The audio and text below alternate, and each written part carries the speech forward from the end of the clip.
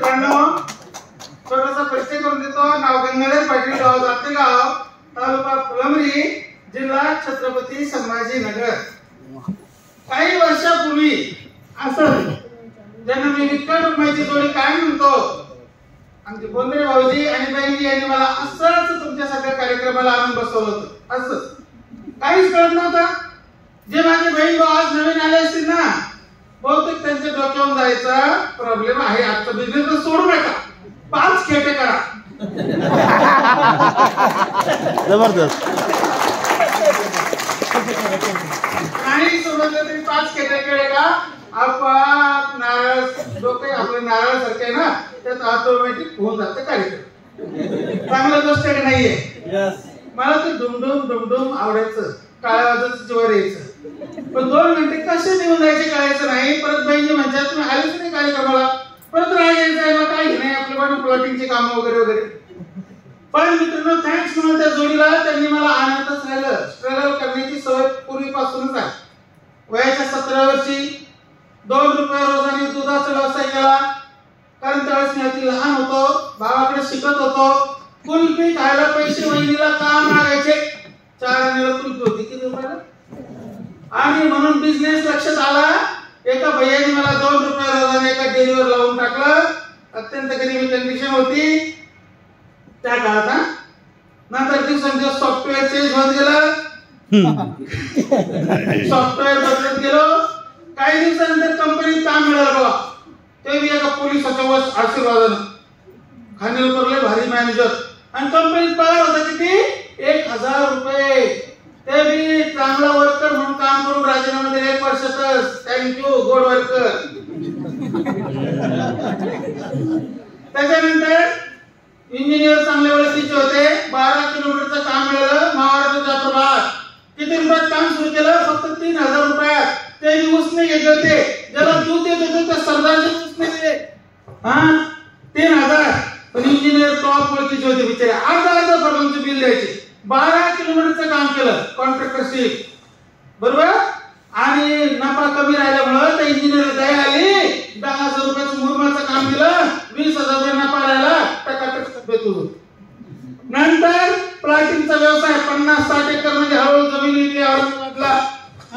आणि वयाच्या 55 वर्षी रिटायरमेंट व्हायचं. नको पैसा त्या मेडलवरती घेऊन जायचा. असं लोकांची बोलणे ऐकत होते वेगळे वेगळे. पण त्यात माझी विठ्ठल रुक्माईची जोडी वेगळी. बोंद्रे बहिणी माझ्या गुरुबाई निरंकारी बाबाचे भक्त. आणि म्हणलं चला बघ या कार्यक्रमाला जाऊ. बघू. कार्यक्रम कळत नव्हता काही, परंतु ना लॉगिन ना काहीच येत नव्हतं. फक्त म्हणलं 3 आयडी घ्या. आयडी म्हणजे काय मला कळतच नव्हतं. आयडी तुम्हाला कळतं का आता, बऱ्याच लोकांनी कळतं. त्यावेळेस कळत नव्हतं. म्हणजे आयडी म्हणजे काय, म्हणजे 30,000 रुपये भरावं लागतं. त्याला 15 दिवस होतो त्यांना. पण ते मला महागच लागली का. आमच्या शोभाताई आणि बोंद्रेबाईंची घ्यावाच लागते आयडी. म्हणजे आयडी मध्ये येईल तरी काय, तर म्हणजे त्याच्यामध्ये प्रोडक्ट येईल. आणि प्रोडक्ट कोणते गुडघ्याचे, नेमकं गुडघं दुखायला लागलं होते. बरं झालं ते आता नाही दुखत. एवढं वापर आलं ते दुखत नाही आता. आणि मिसेसला थायरॉइड होतं, मुलीला थायरॉइड होतं. मित्रांनो, दोन्ही प्रोडक्टचा रिझल्ट नंबर 1 आला. मला कोणाला अनुभव विचारायची गरज नाही. बघता बघता भाऊजी म्हणायचे घ्या 50,000 शॉपी, घ्या 1,00,000 शॉपी. असं करत करत किती रुपये घेतलं येण्या गोविंदांना 12 लाख रुपयाची शॉपी घेतली. प्रॉब्लेम तर नव्हताच. नंतर सॉफ्टवेअर चेंज होत गेलं होतं.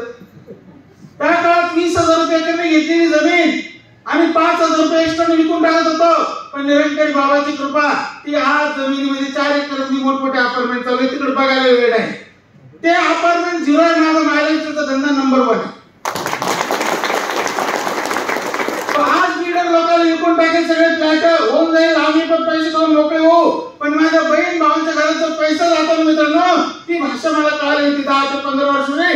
मला हजारो पार्टनर बिझनेस मध्ये बनवायचे. आणि वाईट बिझनेस आहे असा कोणता बिझनेस आहे तर नाव आलं माय लाईफस्टाईल. आणि नंतर हा बिझनेस सोडलाच नाही बघा मित्रांनो. आज आयटीसी कसं झालं हे पण कळले नाही. त्या जोडीने खूप मेहनत घेतली माझ्यासाठी. पहिल्याच दिवशी काय मंत्र मित्रांनो त्यांनी दिला होता. त्यांना वाटलं हे बीकॉम आहे. बीकॉम म्हणजे बेकॉम. शिक्षण बीकॉम पण डोकं होतं बेकॉम.